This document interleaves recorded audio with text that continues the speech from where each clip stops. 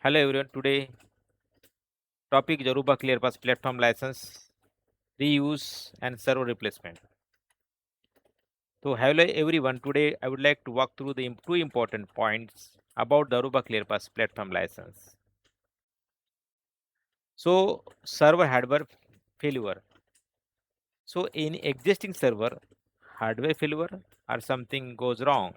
So I want to crash the old server and that's create the new server and use it existing old server license to new server. So what is the process? Let's start with the server hardware failure. Suppose an existing ClearPass server become faulty and its platform license has already been activated.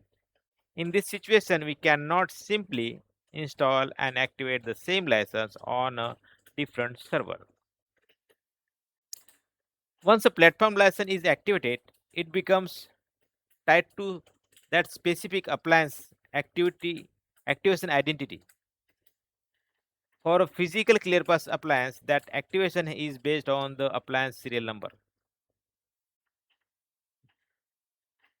So before using the license on replacement server, we must raise the case with Aruba TAC or licensing team. Aruba TAC will verify the old license and help us release, transfer, reset or rehost the license from the old server. Once the old activation has been clear, that same license we can be activated on the replacement server. So please do not attempt to reuse an activated platform license directly on another server without help from the Aruba TAC team. Now the discussing a topic the evolution and trial license. So multiple students they are using the lab or create the lab and testing on some features. So Aruba ClearPass, Aruba team, they are provide the trial license, that evolution license for 90 days and 180 days. ClearPass platform evolution license are usually issued for set of period 90 days or 180 days. But there this key thing, every ClearPass server or virtual appliance instance needs its own platform license. Its own platform license means number of server, number of platform license should be required. For example, suppose we have 3 ClearPass server but only one single instance evolutions platform license. That one license should not be considered valid for all 3 servers. Installing the same license key on multiple servers without activating it does not create additional license. The 90 days message that clear display is simply an activation grace period. It does not mean the one platform license can be used across an unlimited number of servers. So for 3 server deployment, the evaluation license need to cover all 3 instances. We should request the required number of evaluation platform license from Aruba or confirm the issued evaluation key already include all for all 3 appliances.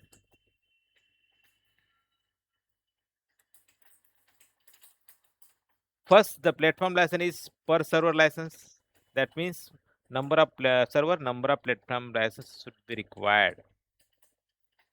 I'm talking appliance license, application license like access, on guard, onboard can be managed on shared at the cluster level, but every cluster node still needs its own valid platform license. One more clarification work through making clearly it better not to say license is bound only to the server MAC addresses. For a physical appliance, the license is tied appliance serial number. Okay, physical appliance licensing is tied to the appliance serial number. For virtual appliance, activation is tied to that application, activation identity and licensing record. So changing the MAC address does not guarantee the license can be reused. So today topic only the licensing. How many number of license required for the number of servers. So each server, that doesn't mean that hardware or virtual. It should be one server, one platform license is required. So just summarize this topic. An activated platform license cannot be normally be moved directly from faulty server to another server. Second, first contact to Aruba Tech to release or transfer the old activation. Every ClearPass server requires its own valid platform license. A single server evaluation license should not be used across the three servers. The 90 days activation period is not permission to reuse one license across multiple appliances.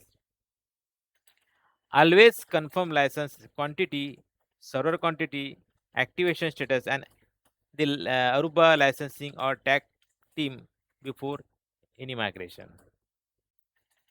Okay, so this is the topic about the Aruba license. One more important point we need to discuss for our students.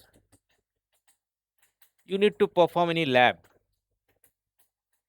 or Aruba ClearPass virtual or hardware, but most of them perform the lab virtual.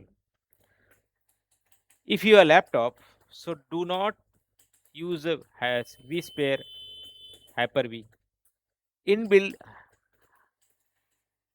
Hyper-V for Microsoft feature in the your only enable this feature and use the Hyper-V and use the your perform the lab from your laptop only. Do not buy any external servers. I request you to the recommend is most of the students going to buy the server and they perform the lab. This is not a best practice. You have the compatible your laptops, CPU. Minimum requirement about the create the lab. The laptop configuration is at least 512 SSD, 16 GB RAM. That's it. Even going to create any lab for one server, at least 2 core processor. That's it. Okay. One more thing. You have the one license, evaluation license. That same license are used is simply other. There are 2 virtual appliance. That means virtual server. We can use it. One condition is do not activate the license. If you activate the license, that license is bind. Okay. If you not activate the license and use this license same to other server, it should be work smoothly. But consider condition is do not activate it. But only condition, this condition applicable for the labs, practical. Do not do this production environment. Okay. And we're going to perform the lab, create the lab, it's okay. But do not act 100% should be activated license in production environment. But as a lab practice, you should not activate the license. That license should be used years of years. Okay. So thank you for watching this video. So I request to all my YouTube family member, please subscribe to my channel because your subscription is important to grow our channel. So I request to you all, please subscribe to my channel. Thank you.